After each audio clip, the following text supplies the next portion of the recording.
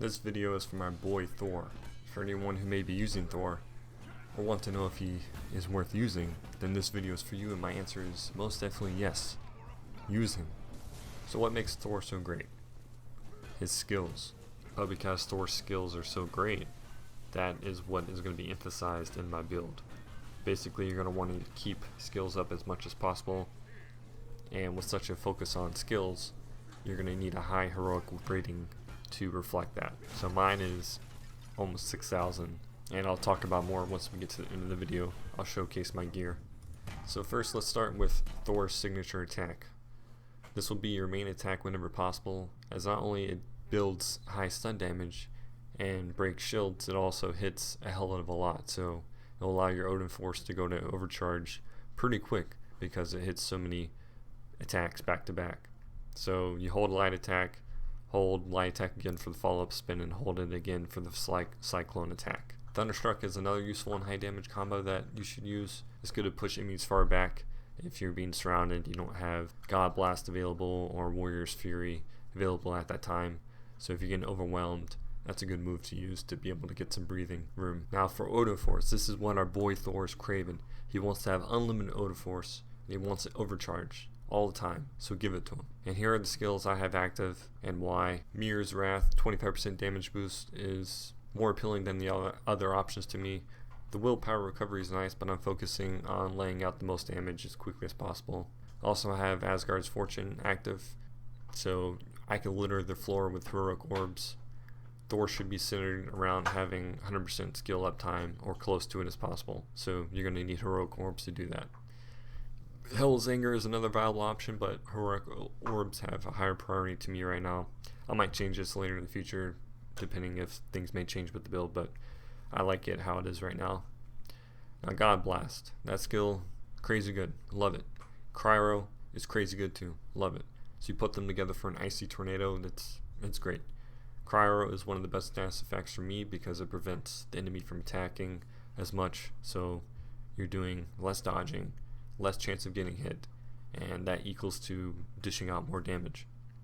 Any damaging status effect is great to use for Thor because if you have a high heroic rating, you're going to do more status effect damage, and Thor is built around lightning already. He's built around the shock status effect, so it just creates a very high damaging build.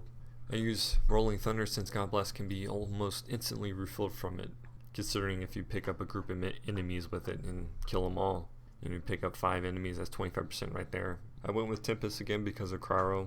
Cryo wins over Burn in time for me, and having 50% willpower recovery is good, but being able to Cryo as many enemies as possible is what really helps out, especially against ranged or any other enemy that may be hitting you from off the screen that you can't see. God Blast can pick that up. The next tree for your ultimate isn't a huge deal, to me at least, so I went with the extra 5% heroic charge. Heroic charge is an absolute must to me since it allows you to gain skills that much quicker. And the melee stun damage is another viable one. Having that extra 15% stun damage so you can do more takedowns is definitely something that you would want to consider as well. And another no-brainer is the combo damage, so any combo finisher increased by 25%. And heroic takedown mastery, perform a takedown, you get a heroic orb. Again, you got to keep up your skills as much as possible. And for the hammer throw, these other 2 skills have disabled the pin, and pin is something that is amazing. No reason why you should not have it, because that is awesome against those stupid elite synthoids who dodge every one of your attacks, and you can just pin them down to the floor, to the wall, and there's well all over them. And I use guard breaker as well. That's really handy. And I use Force of Will because you're going to want to use Odin Force as much as possible, and that heals you up really quickly. And I increase the maximum amount of Odin Force because you're going to want to use that as much as possible. So again, just increasing the maximum pool and increase the generation speed of Odin Force. I might switch that with Hone Force, I'm not sure. And again, I went with the heroic recovery because you're going to want heroic skills up as much as possible. And this went with the simple damage increase with overcharge. So there's maybe a few things you could change around, but I overall think this is probably the best build for Thor. And on to what my gear is. I have this Tachyon, I don't even know how to pronounce that, Tachyon exotic because again, status effects is something you're gonna want. My minor artifacts, I don't have anything worthwhile right now, or I need to look more into it. But and again, I have stuff that increases damage. I don't have the exotics for this because my shit is bugged on the elite heroic hive, so I'm not even getting any exotics. But this is my gear. Again, you see cryo, so it's great. And the Van Braces also has cryo, so when I do the light signature, or when I do the signature damage, it builds cryo up incredibly quickly. So basically every enemy that I'm fighting has the cryo status effect applied to them, so they're slowed down. And as you can see, most of my stats, my points are into heroic, so I have most of mine into valor. So my heroic effectiveness is pretty high. My intensity, I would like that to be higher, but I think it's pretty decent and I'll showcase this build with just a gameplay video, probably not even talking, shortly after I upload this. So I just wanted to show you guys the skill set I had, trees I had set up.